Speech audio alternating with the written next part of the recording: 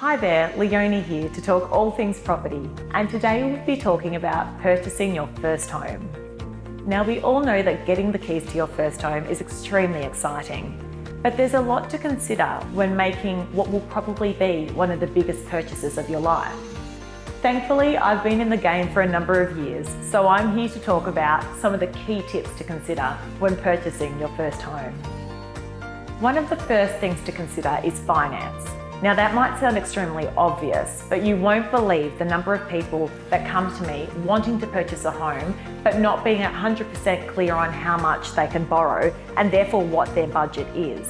What I recommend is that you get a loan pre-approved so you know exactly what you're looking for and what's within your budget.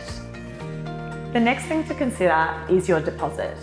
I recommend having at least a 20% deposit. That way it's easier to borrow from the banks, and also it costs you less, because if you have a deposit under 20%, in Australia you have to pay lender's mortgage insurance, and this can cost you thousands.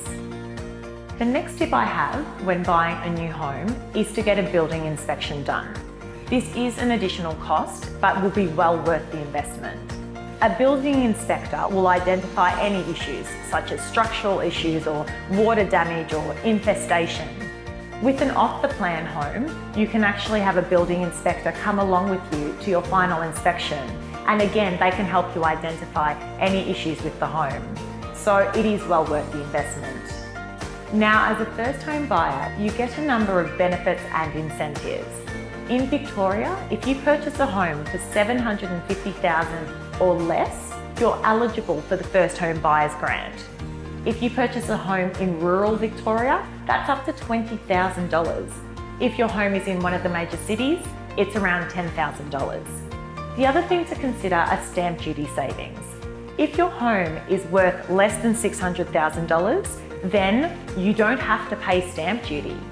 If it's $601,000 up into $750,000, you pay stamp duty on a sliding scale.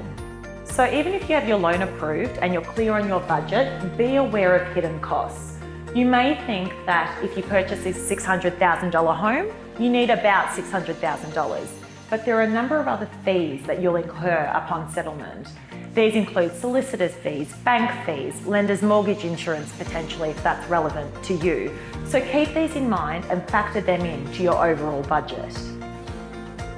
Lastly, when it comes time to buy, don't give in to temptation. Stick to your budget.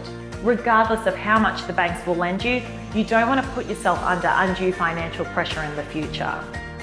Well, that's all for now. I hope that you've found this useful, and I look forward to hear all about your first home purchases.